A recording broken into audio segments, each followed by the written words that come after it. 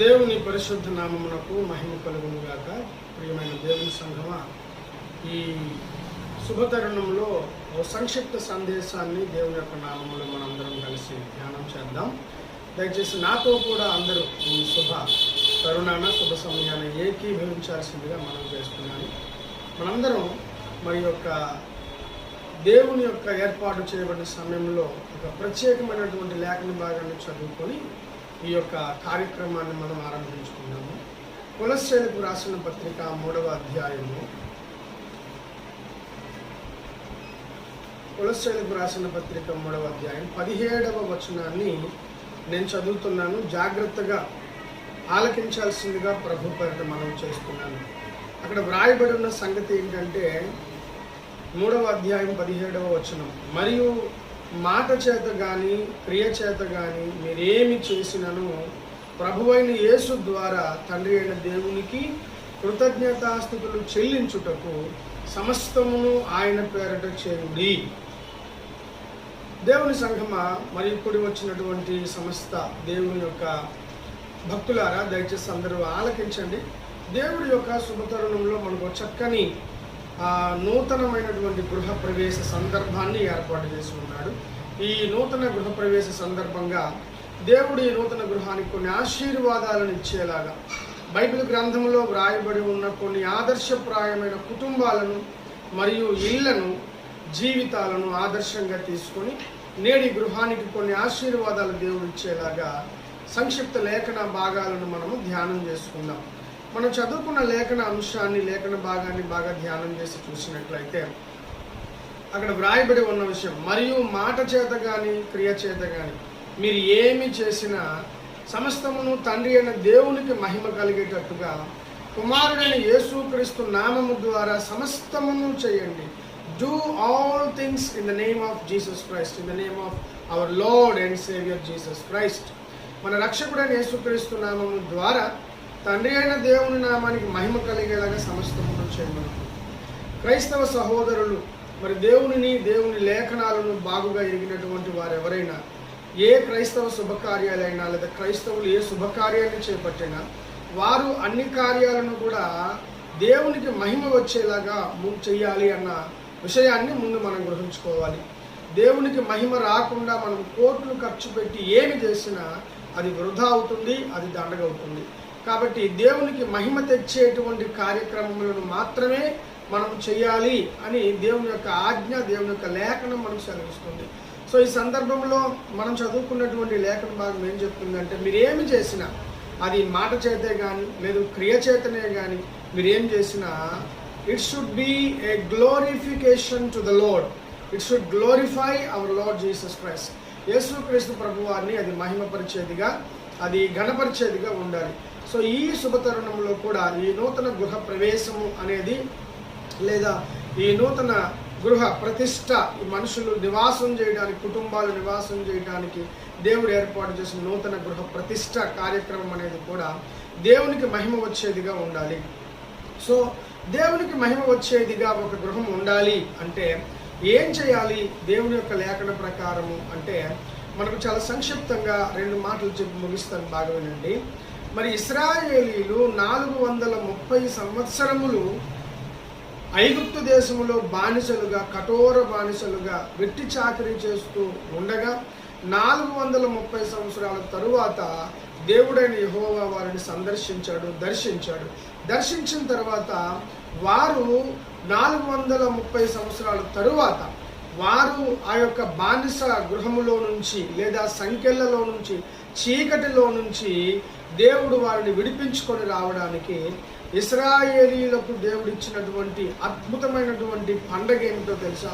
అద్భుతమైనటువంటి కట్టడ లేదా అద్భుతమైనటువంటి సంఘటన ఏమిటో తెలుసా?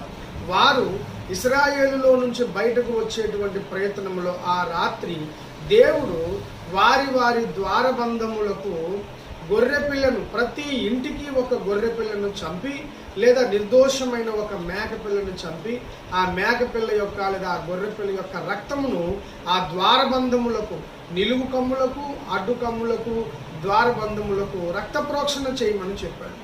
సో ఇది ఏం సూచిస్తుంది అంటే, ప్రతి ఇంటికి ఒక గొర్రెపిల్ల, మరి గొర్రెపిల్ల అనగా యోహాను పరిభాషలో కొత్త నిబంధన గ్రంథంలో యోహాను గారు చెప్తారు, ఇదిగో లోక పాపములను మోసుకొని పోవచ్చున్న దేవుని గొర్రెపిల్ల అని చెప్పి ప్రభుని యేసుక్రీస్తును ఉద్దేశించి యోహాను గారు చెప్పారు. సో ఆనాడు ఇశ్రాయేలీలు ఆ ద్వారబంధములకు పూసినటువంటి లేదా వ్రాసినటువంటి ఆ యొక్క రక్తము అనేది ప్రభుని యేసుక్రీస్తు వారు శిలువ మీద కార్చిన రక్తమునకు సాదృశ్యంగా ఉందన్నమాట. సో ఇప్పుడు ప్రతి కుటుంబము కూడా ఏం చేయాలంటే ప్రతి కుటుంబమున కూడా యేసు రక్తము కావాలి. మనం ఎన్ని కోట్ల రూపాయలు వెచ్చించి గృహాన్ని కట్టుకున్నాం, భౌతికమైన సిమెంటుని, ఇటుకలను, మరి ఐరన్ను వాడుకొని కట్టుకునే గృహాలు. వాస్తవానికి అవి చలి నుంచి వాన నుంచి మనకు కాపాడితే కాపాడొచ్చుగాక, కానీ నిజంగా గృహమును కట్టుకొనుట అంటే ఏమిటంటే యేసుక్రీస్తు ఏ గృహములో ఉంటాడో, ఏ జీవితంలో ఉంటాడో ఆ జీవితం మాత్రమే నిజంగా కట్టబడినటువంటి గృహము అని దేవుని యొక్క వాక్యం సెలవిస్తుంది. సో మొదటి పాయింట్ ఏంటంటే ఈ నూతన గృహ ప్రవేశ సందర్భంగా ఈ ఇంటి వారు వారి యొక్క జీవితము అనేటువంటి హృదయ ద్వారములకు లేదా హృదయమునకు యేసు రక్తమును ఆపాదించిన వారుగా, యేసు రక్తంలో వారి జీవితములను కడుగుకున్నవారుగా, యేసు రక్తంలో వారి వస్త్రములను అనగా వారి క్రియలను, వారి క్యారెక్టర్ని, వారి గుణములను ఉదుకుకున్నవారుగా ఉండాలని దేవుని యొక్క లేఖనం స్పష్టంగా సెలవిస్తుంది. కనుక ఈ గృహము అనేది మొట్టమొదటిగా భౌతికంగా కట్టబడడం కాదు, కానీ ముందు జీవితాలు అనేవి ఆత్మీయముగా కట్టబడాలి. ఆత్మీయంగా ఏ జీవితాలు కట్టబడతాయో అవి భౌతికంగా చిన్న పాకలో ఉండిన వారికి ఆశీర్వాదమే, ఓ చిన్న పూరి గుడిసెలో ఉండిన వారికి ఆశీర్వాదమే. సో ముందు కట్టబడినటువంటి గృహం, కట్టబడవలసిన గృహం ఏమిటంటే ఆధ్యాత్మికమైనటువంటి జీవితం. అందుకే మరి యోహాను భక్తుడు సెలవిస్తాడు పత్రికలో, నా ప్రియుడా, నీ ఆత్మ వర్ధిల్లుచున్న ప్రకారము నీవు అన్ని విషయములలో వర్ధిల్లవలనని నేను ప్రార్థన చేయుచున్నాను అన్నాడు ఆయన. సో నీ ఆత్మ వర్ధిల్లుచున్న ప్రకారము అంటే దేవుడు ముందు ఏమి వర్ధిల్లాలని కోరుతున్నాడంటే డాబా మీద డాబా వర్ధిల్లాలి, ఆ డాబా మీద మరో డాబా వర్ధిల్లాలి అని దేవుడు కోరుకోవటం లేదండి. దేవుడు కోరుకుంటున్న ఒకే ఒక విషయం, నా ప్రియుడా నీ ఆత్మ వర్ధిల్లుచున్న ప్రకారము. ఆత్మ వర్ధిల్లుచున్న ప్రకారం, ఆత్మ వర్ధిల్లుతూ ఉంటేనే వాస్తవంగా జీవితం అనేది వర్ధిల్లుతూ ఉంటుంది. ఆత్మలో నిజమైనటువంటి సత్సంబంధాలు దేవునితో ఉండగలిగినప్పుడు ఆ ఇంటిలో అందరూ కూడా ఆత్మలో దేవునితో నిజమైన సంబంధాలు కలిగి ఉండగలిగినప్పుడు ఆ జీవితాలు వర్ధిల్లుతూ ఉంటాయి. వారి పూరి గుడిసెలో ఉండిన సంతోషం దొరుకుతుంది, వారి పెద్ద పెద్ద భవంతులలో, సౌధములలో ఉండిన వారికి అద్భుతమైన ఆశీర్వాదము, నెమ్మది, శాంతి, సమాధానము దొరుకుతాయి దేవుని బిడ్డలారా. కాబట్టి దయచేసి గ్రహించండి, యేసుక్రీస్తు వారి యొక్క రక్తము ప్రోక్షించబడిన గృహముగా ఈ పూట ఈ నూతన గృహ ప్రవేశ సందర్భంగా ఈ యొక్క కుటుంబము వారు లేదా ఈ ఇంటి వారు ఉండాలని దేవుని లేఖనం ఆజ్ఞాపిస్తుంది. వీళ్ళు కూడా, ఈ గృహం వారు కూడా ఈ లేఖనాన్ని వారికి ఒక ప్రాతిపదికగా, వారికి ఒక కొలబద్దగా, వారికి ఒక కొలమానంగా తీసుకోవాలని దేవుని దాసునిగా నేను వారికి విన్నపం చేస్తున్నాను. మరి రెండో అంశం ఏంటంటే యేసుక్రీస్తు ప్రభు వారు స్వయాన చెప్పిన విషయము, అది చెప్పి మనం ముగింపులోకి వద్దాం. మత్తయి శుభవార్త 7వ అధ్యాయములో ఈ విధంగా వ్రాయబడి ఉంది. ఒకసారి తెరవండి. మత్తయి సువార్త 7వ అధ్యాయంలో ఇలా వ్రాయబడి ఉంది. ఏం వ్రాయబడి ఉంది చూడండి, నేను చదువుతున్నాను. 24వ వచనం, 7వ అధ్యాయం 24వ వచనం చదువుతున్నాను. కాబట్టి ఈ నా మాటలు విని వాటి చొప్పున చేయు ప్రతి వాడును బండ మీద తన ఇల్లు కట్టుకొనిన బుద్ధిమంతుని పోలియుండును. మళ్ళీ చెప్తున్నానండి, ఈ నా మాటలు విని వాటి చొప్పున చేయు ప్రతి వాడును బండ మీద తన ఇల్లు కట్టుకొనిన బుద్ధిమంతుణ్ణి పోలి ఉండెను. వాన కురిసెను, వరదలు వచ్చెను, గాలి విసిరి ఆ ఇంటి మీద కొట్టెను, గాని దాని పునాది బండ మీద వేయబడెను గనుక అది పడలేదు. దేవుని యొక్క వాక్యం ఎంతో స్పష్టంగా సెలవిస్తుంది. ఈ నా మాటలు విని ఆ మాటల ప్రకారము ఎవడైతే తన ఇంటిని, ఎవడైతే వాడి జీవితాన్ని, ఎవడైతే వాడి కుటుంబాన్ని క్రీస్తు అనే బండ మీద కట్టుకుంటాడో, యేసు అనే బండ మీద కట్టుకుంటాడో, యేసు బోధించిన బోధన లేదా సిద్ధాంతము, యేసు బోధించిన ఉపదేశము, యేసు బోధించినటువంటి ఉపదేశ సారాంశము అనే బండ మీద కట్టుకుంటాడో వారి జీవితాలు అద్భుతంగా వానలు రాని, వరదలు రాని, ఎండ రాని, పెను తుఫాను రాని, ఏమి రాని, వాడు బండ మీద వాడు పునాది వేసుకున్నాడు కాబట్టి అద్భుతంగా వాడి జీవితం కట్టబడుతుంది, స్థిరంగా కట్టబడుతుంది. వాడికి ఎలాంటి సమస్యలు, ఎలాంటి పెను ప్రమాదములు వచ్చినా వాడు జడియడు. సియోను కొండ ఎంత స్థిరంగా ఉంటాడో వాడు కూడా స్థిరంగా ఉంటాడు దేవుని సంగమా. అలాగే ఈ నూతన గృహప్రవేశ సందర్భంగా దేవుడు సెలవిస్తున్న రెండవ మాట ఇది. ఈ ఇంటి వారందరూ కూడా వారి వారి జీవితాలను, ఈ కుటుంబపు వారందరూ కూడా వారి వారి జీవితాలను యేసు మాట చొప్పున, దేవుని మాట చొప్పున, లేఖనము వలన కలిగే ఆనందమే వారి ఆనందంగా భావిస్తూ, దేవుని వలన కలిగిన ఆనందమే వారి ఆనందంగా, వారి సంతోషంగా భావిస్తూ ఖచ్చితంగా యేసు మాటలు చొప్పున వారి జీవితాలను కట్టుకుంటే నిజంగా వారి జీవితాలు అద్భుతంగా వర్ధిల్లుతాయి. ఈ కుటుంబము అనేక రీతులుగా వర్ధిల్లుతుంది. అందుకే ప్రభు ఇందాలు గుర్తు చేశాను నేను, నా ప్రియుడాన్ని ఆత్మ వర్ధిల్లుచున్న ప్రకారం నువ్వు అన్ని విషయములలో వర్ధిల్లుచు సౌఖ్యముగా ఉండవలెనని అని లేఖనం సెలవిస్తుంది. ఆత్మ వర్ధిల్లుట అనే కార్యక్రమాన్ని, ఆత్మ వర్ధిల్లుట అనే సంగతులను ఎవరైతే శ్రేష్టమైనదిగా, తీవ్రమైనదిగా భావించి వారి హృదయంలోనికి తీసుకుంటారో వారి జీవితంలో ఖచ్చితంగా వర్ధిల్లి సౌఖ్యముగా ఉంటారు. ఆ ఇంటిలో నెమ్మది, ఆ ఇంటిలో ఆరోగ్యము, ఆ ఇంటిలో సౌఖ్యము, సంతోషము, అన్ని విషయాలు కూడా కలిసి వచ్చి అద్భుతమైనటువంటి ఆర్థికముగాను మరియు ఆత్మీయముగాను ఎదిగి వర్ధిల్లడానికి అవకాశం ఉన్న ఒకే ఒక్క పద్ధతి, ఒకే ఒక్క దారి యేసు చెప్పిన మాట చొప్పున, యేసు మాట అనేటువంటి ఆ బండ మీద పునాది వేసి జీవితం కట్టుకున్న వాడిదే. వారి జీవితాలే అద్భుతంగా శాంతి సౌఖ్యాలతో వర్ధిల్లుతాయి. ఇది రెండవ సంగతి దేవుని బిడ్డలారా. దయచేసి గ్రహించండి, శ్రద్ధతో వినండి. మరో విషయాన్ని మనం చెప్పుకొని ముగించుకుందాం. ఇంకో విషయం ఏంటంటే, మరి భక్తుడైనటువంటి పౌలు గారు కృత నిబంధనను వ్రాస్తూ అనేక గృహాలను మెన్షన్ చేశాడు. అక్కడ ఫలానా ఇంటి వారు ఫలానా చేశారు, ఫలానా ఇంటి వారు ఫలానాది చేశారంటూ కొన్ని గృహాలను వచ్చి ఆయన ప్రస్తావిస్తూ అకుల, ప్రిస్కిల్లా అనే వారి గృహాన్ని గురించి కూడా ప్రస్తావించాడు. ఒకసారి ఆ సంగతిని కూడా చూద్దాం. ఒకసారి మరి అపోస్తలుల కార్యముల గ్రంథము 18వ అధ్యాయంలో అకుల, ప్రిస్కిల్లా అనేవారు మనకు కనిపిస్తారు. ఈ అకుల, ప్రిస్కిల్లా అనేవారు పౌలు గారు డేరాలు కుట్టుకునే వృత్తి కలిగిన వాడు. ఆ కుటుంబపు వారు లేదా ఆ ఇద్దరు భార్యాభర్తలు కూడా అదే వృత్తి కలిగిన వారు అని వ్రాయబడింది. అలాగే రోమాపత్రిక 16వ అధ్యాయంలో సంగతిని ఇంకా స్పష్టం చేస్తాడు. అక్కడ ఏం రాశాడో చూద్దాం. చూడండి, రోమాపత్రిక 16వ అధ్యాయము 3వ వచనం. క్రీస్తు యేసునందు నా జతపని వారైన ప్రిస్కిల్లాకును అకులకును నా వందనములు చెప్పుడి.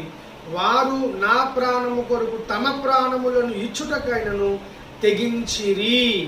వారు వారి ప్రాణములను నా ప్రాణము కొరకు ఇవ్వడానికైనా తెగించారు. మూడవ లక్షణం, ఇంటికి లేదా కుటుంబమునకు ఈ నూతన గృహప్రవేశ సందర్భంగా ఈ ఇంటికి ఉండి తీరవలసిన మూడవ సందర్భం ఏంటంటే, భక్తుడైనటువంటి పౌలు గారి యొక్క పరిచర్యకు ఈ ఇల్లు అద్భుతమైనటువంటి ఒక బేసిక్గా, ఒక పునాదిగా నిలవబడింది అని అకుల, ప్రిస్కిల్లా వారి ఇంటి కొరకు భక్తుడైన పౌలు సెలవిస్తున్నాడు. అకుల, ప్రిస్కిల్లలట పౌలు గారి యొక్క ప్రాణము కొరకు వీరి ప్రాణములు ఇవ్వడానికైనా తెగించారు. వీరి ప్రాణములు సైతం పెట్టిన వారు. దేనికోసం? పరిచర్య కోసం, దేనికోసం? సువార్త వ్యాప్తి కోసం. దేనికోసం? పౌలన్న గారి యొక్క అద్భుతమైనటువంటి దైవ ప్రత్యక్షతతో కూడుకున్న లేఖన సౌలభ్యము ప్రపంచమంతటా, అప్పుడున్న ప్రపంచం అంతటా కూడా వివరించడానికి లేదా విస్తరింప చేయటానికి పౌలు గారి యొక్క ప్రాణములకు వీరి ప్రాణములు పణముగా పెట్టారు. ఇంతకంటే అద్భుతమైన గృహాలు ఏమైనా ఉంటాయా దేవుని సంగమా? దేవుని బిడ్డలారా, దయచేసి గ్రహించండి.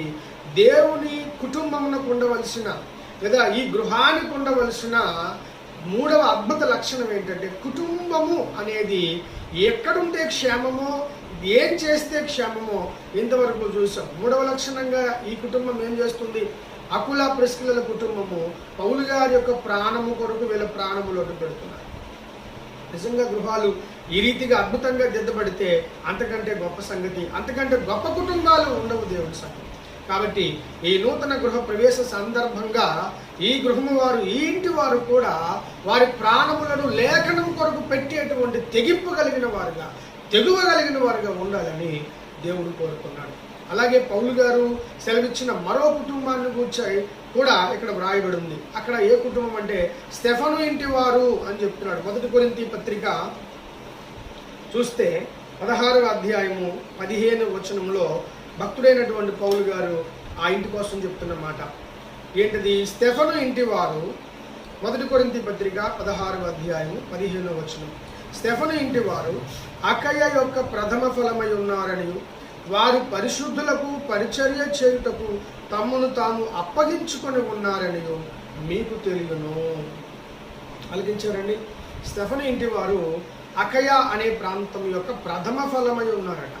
ప్రథమ ఫలము అంటే ఉదాహరణకు దాన్ని ఎలా చెప్పుకుంటాం అంటే, పౌలు గారి యొక్క సువార్త సేవలో పౌలు గారు తిరిగి సువార్త సేవ చేస్తూ ఉండగా ఒకానొక ప్రాంతం వెళ్ళాడు, అకయ అనే ప్రాంతం. ఆ అకయ అనే ప్రాంతంలో అంతకుముందు ఎవ్వరూ దేవుని విశ్వసించిన వారు, క్రైస్తవ్యాన్ని స్వీకరించిన వారు లేరు. సో క్రైస్తవ్యాన్ని స్వీకరించిన వారు లేని చోట మొట్టమొదటిగా ఏ కుటుంబం అయితే క్రైస్తవులు అవుతారో వారికి ప్రథమ ఫలము అని పిలుస్తున్నాడు ఇక్కడ దేవుడు పౌలు గారి ద్వారా. ఇంతకీ ప్రథమ ఫలము అంటే మొట్టమొదటిగా తొలిసారిగా యేసుని ఆ యొక్క భయంకరమైనటువంటి పరిస్థితులలో నుంచి ఎవరు యేసుని విశ్వసించనప్పుడు, ఎలాంటి నిరీక్షణకు ఆధారము లేనప్పుడు, ఎలాంటి హోప్స్ లేనప్పుడు వారు యేసుని విశ్వసించటం అనేది మహా గొప్ప అద్భుతమైన ఒక ఆలోచించదగిన విషయం. కాబట్టి ప్రథమ ఫలమై ఉన్నారు అంటే వీరు తెగించి ముందుకు వచ్చారు. స్టెఫను ఇంటి వారు, వాస్తవానికి స్టెఫను ఇంటి వారు ఎవరు? స్టెఫన్ ఎవరు అంటే మనం అపోస్తల కార్యముల గ్రంథము చదువుతూ ఉంటే 6వ అధ్యాయానికి వచ్చినప్పటికీ 6-7 అధ్యాయాల్లో ఒకనొక వ్యక్తి రాళ్లతో కొట్టి చంపబడతాడు. ఆయనే స్టెఫను. మొట్టమొదటిగా హతసాక్షుల జాబితాలో ఎవరైనా చేర్చాలి అనుకుంటే స్టెఫన్నే చేర్చాలి. ఎందుకంటే స్టెఫను యేసు యొక్క సాక్ష్యము కొరకు, దేవుని వాక్యం కొరకు రాళ్లతో కొట్టి చంపబడిన మొట్టమొదటి క్రైస్తవ హతసాక్షి. సో ఈ హతసాక్షి అయినటువంటి స్టెఫను ఇంటివారు అంటున్నాడు ఇక్కడ. వాస్తవానికి స్టెఫను చచ్చిపోయిన తర్వాత వారి విశ్వాసం కూడా చచ్చిపోవాలి, వారి విశ్వాసం కూడా చల్లారిపోవాలి, వారి విశ్వాసం కూడా ఇంకిపోవాలి, ఆవిరైపోవాలి. కానీ వీళ్ళు అలా కాదు. యేసు కొరకు ప్రాణమిచ్చి, యేసే సంపూర్ణ దైవం అని తెలుసుకొని, యేసే మరి ప్రవక్తలు ప్రవచించిన మెస్సయ్య అని తెలుసుకొని, ఆ మెస్సయ్య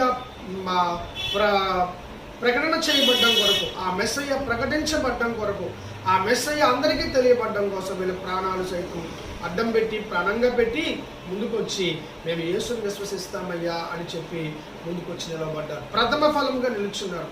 ద ఫస్ట్ ఫ్రూట్స్ అన్నమాట. మొట్టమొదటి ఫలాలుగా, ప్రథమ ఫలాలుగా నిల్చున్నారు. అంటే వీళ్ళ తెగింపు, వీళ్ళ ధైర్యం చాలా గొప్పది అని మనము ఆ ఇంటి వారిని కొనియాడవచ్చు. సో ఈ పూట ఈ నూతన గృహ ప్రవేశ సందర్భంగా ఈ ఇంటి వారు కూడా దేవుని కార్యక్రమములకు, దేవుని ఆలోచనలకు, దేవుని సంకల్పములకు ప్రథమ ఫలములుగా ఉండాలని దేవుడు కోరుకున్నాడు. దేవుని సంఘమా, మొదటిగా యేసు రక్తమును వారి కుటుంబములు లేదా వారి ద్వారములలో, వారి గుమ్మములలో నిజముగా వ్రాసుకున్న వారుగా, అంటే యేసును కలిగిన కుటుంబాలుగా వారు ఉండాలి.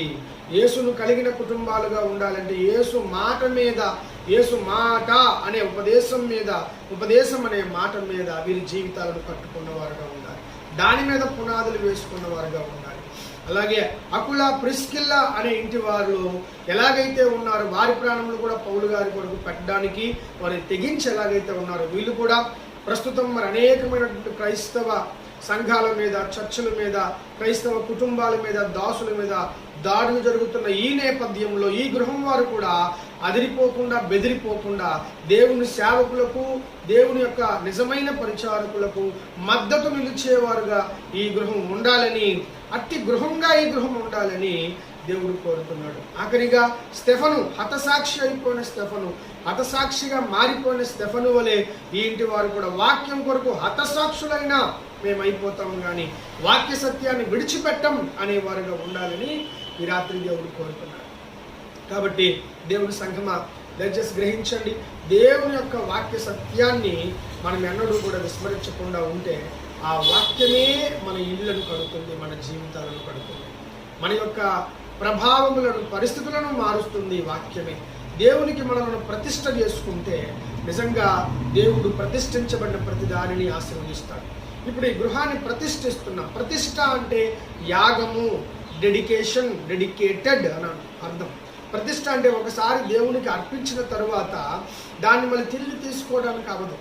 దేవునికి ప్రతిష్ఠిస్తున్నాం. ఉదాహరణకు సంఘములు ఎవరైనా ఇదిగో ఈ విషయాన్ని లేదా ఈ వస్తువును మేము ఈ మందిరానికి ప్రతిష్ఠిస్తున్నాం అంటే అర్థం ఏంటంటే, ప్రతిష్ఠించబడిన ఆ వస్తువు మళ్ళీ వెనుకకు తీసుకుంటారా? ఇది మా వస్తువు అని చెప్పి క్లెయిమ్ చేస్తారా? చేయొచ్చునా? చేయకూడదు. అది దేవునిది అని.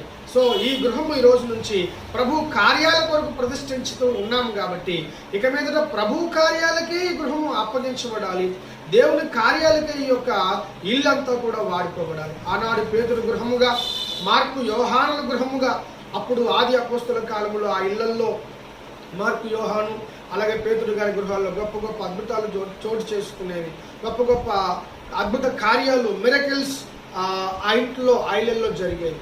ఈనాడు ఈ గృహాల్లో కూడా అద్భుతమైనటువంటి గొప్ప గొప్ప కార్యాలు జరగాలి అంటే ఈ గృహం వారు ఆ వెసులుబాటు ఇవ్వాలి. వాక్యానికి, ఆ దేవుని వాక్యానికి ఆ వెసులుబాటు ఇవ్వాలి. ఆ వెసులుబాటు ఇస్తే ఖచ్చితంగా ఆ యొక్క గృహాలు బాగుపడతాయి, ఆ జీవితాలు బాగుపడతాయి. ఇల్లు చాలా దృఢంగా క్రీస్తు అనే బండ మీద కట్టబడుతుంది. ఇక్కడగా ఇంకొక మాట చెప్పి ఈ సందేశాన్ని ముగించుకుందాం. యోబు గ్రంథంలో మరో సందేశం మనం చూస్తాం. 8వ అధ్యాయము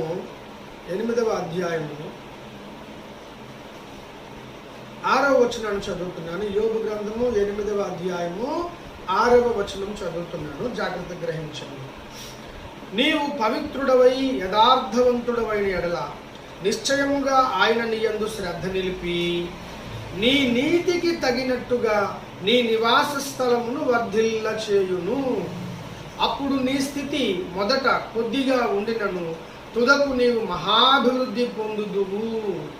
చూశారండి ఎంత చక్కని లేఖనం ఇది. కడగా దేవుడిస్తున్నటువంటి సందేశం ఏంటి? ఈ నూతన గృహ ప్రతిష్ఠ సందర్భంగా ఈ ఇంటి వారికి దేవుడిస్తున్న సందేశం ఏంటి అంటే, నీవు పవిత్రుడవై యథార్థవంతుడవైన ఎడల, ఇంటిలో నిజంగా ఉండవలసినది, ఆ ఇంటిని పరిపాలించవలసింది, ఆ ఇంటిని ఏలవలసింది ఏంటంటే పవిత్రత, ద హోలీనెస్ ఆఫ్ గాడ్.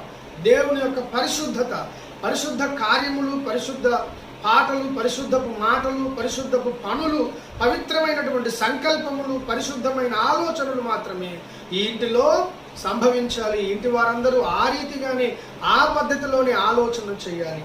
అలా చేస్తే, యథార్థంగా ఉంటే నిశ్చయముగా ఆయన నీ యందు శ్రద్ధ నిలిపి అంటున్నాడు. దేవుడు మన మీద శ్రద్ధ ఉంచాలి. ఆ ఇంటి వారి మీద దేవుడి కన్నులు ఏమండి సూర్యోదయం మొదలుకొని సూర్యాస్తమయం వరకు ఉండాలి.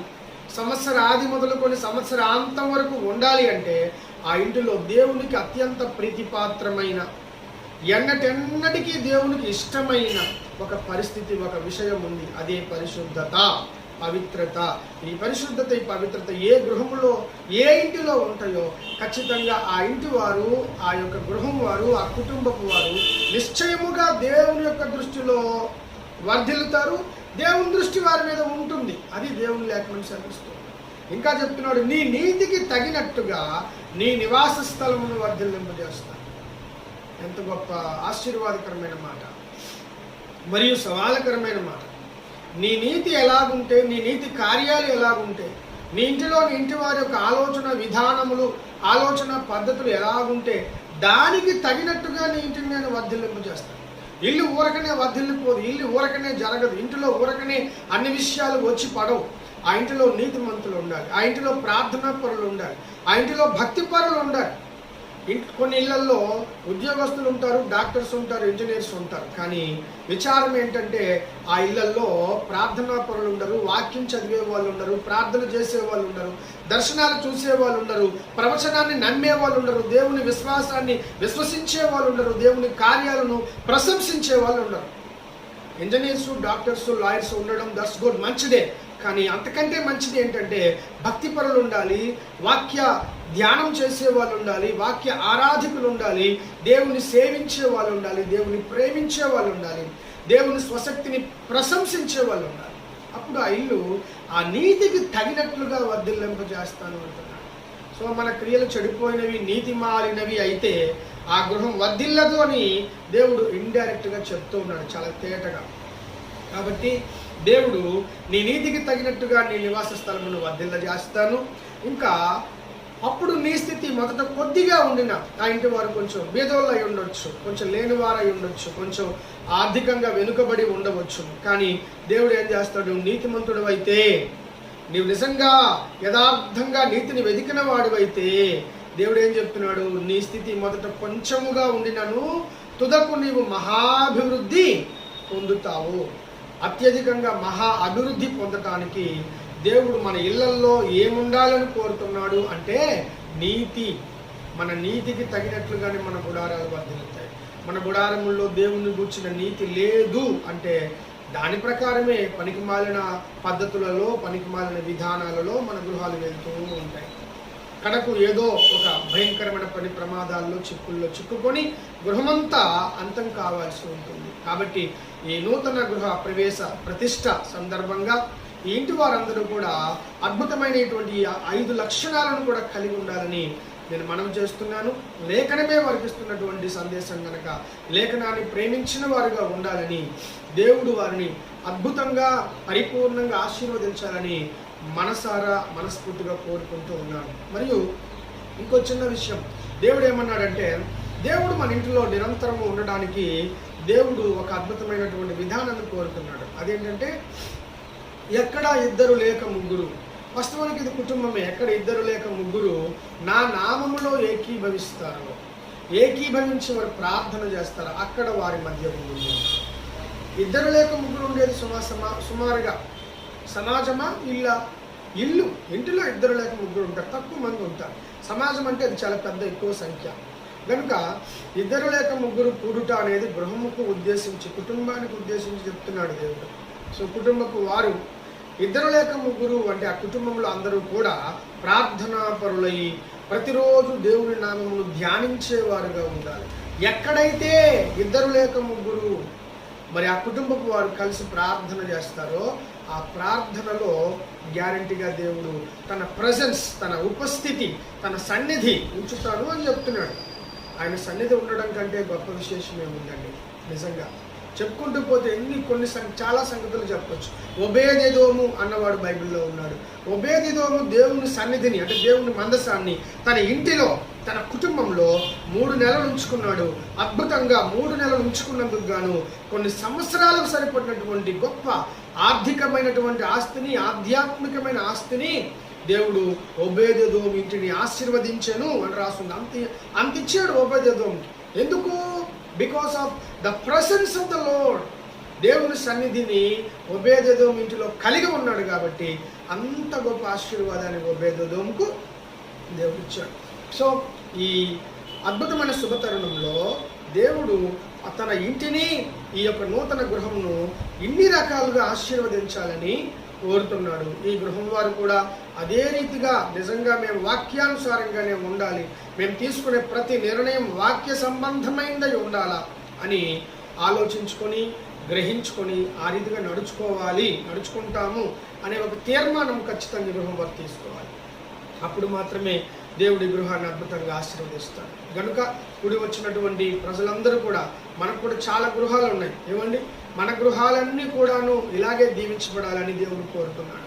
ఖచ్చితంగా దేవుడు ఒక ఇంటిని, ఒక గృహాన్ని, ఒక వ్యక్తిని దీవించే విధానం ఇది. అందుకే మనం మాట చేత కానీ, క్రియ చేత కానీ ఏం చేసినా దేవునికి మహిమ తెచ్చే విధంగా, తండ్రి అయినటువంటి దేవునికి మహిమ వచ్చే విధంగా కుమారుడైన యేసుక్రీస్తు నామములో సమస్తమును చేస్తున్నాం. సో ఈ కార్యక్రమాన్ని కూడా మనం యేసుక్రీస్తు నామంలో తండ్రి అయిన దేవునికి మహిమ వచ్చేలాగా చేస్తున్నాం. కనుక ఈ సంగతులను గ్రహించి మనందరం కలిసి ఈ నూతన గృహ ప్రతిష్ఠ సందర్భంగా దేవుని యొక్క వాక్యములు కలిగేటువంటి కుటుంబాలుగా ఈ ప్రతిష్ఠ చేయబడే గృహంతో పాటుగా మనందరి గృహాలు కూడా ఉండాలని దేవుడు కోరుతున్నాడు. అతి గొప్ప గృహాలుగా మనం ఉండినప్పుడు దేవుడు ఏం చెప్తున్నాడంటే, ఇదిగో నేను ద్వారము దగ్గర నుండి తలుపు తట్టుచున్నాను. ద్వారం దగ్గర నుండి తలుపు ఇలా తడుతూ ఉన్నాడు. ఎవడైనా నా స్వరము విని తలుపు తీసిన ఎడల నేను వానిలోనికి వచ్చి వానితో కలిసి భోజనము చేతును అన్నాడు. What a wonderful invitation and promise that God has given to us. దేవుడు మనకి ఇచ్చిన అద్భుతమైనటువంటి ప్రామిస్, అద్భుతమైన వాగ్దానం కదండి. సో మన హృదయ ద్వారాలు తెరుద్దాం. ఈ ఇంటి వారు కూడా యేసు స్వరానికి వారింటి తలుపు తీయాలి. అది యేసు స్వరానికి వారింటి తలుపు తీస్తే యేసు వారింటిలోనికి వచ్చి ఈ ఇంటిలోనికి వచ్చి ఈ ఇంటికి కావలసిన ఆశీర్వాదములన్నీ కూడా దయచేస్తాడు. వారికి నిజంగా వారి స్థితి మొదట్లో కొద్దిగా ఉన్నప్పుడు కూడా తుదకు వారు మహాభివృద్ధి పొందేదరు అన్న యోబు చేసిన లేదా దేవుడు యోబుకి ఇచ్చిన ఆ వాగ్దానం ఈ ఇంటికి కూడా దేవుడు అప్లై చేస్తాడు. కనుక మనందరం కలిసి కూడి వచ్చిన వారు ప్లస్ ఈ ఇంటి వారు కూడా ఈ యొక్క గృహానికి ఆశీర్వాదం రావడానికి దేవుడు ఏమేమి చెప్పాడో ఆ అన్ని సంగతులను, అన్ని విషయాలను కూడా పరిగణలోకి తీసుకొని వాక్యమందు సంతోషించిన వారే, వాక్యం కొరకు బ్రతికిన వారే, మరి యేసు యొక్క రక్తము చేత వారి ద్వారబంధములను పూసుకున్న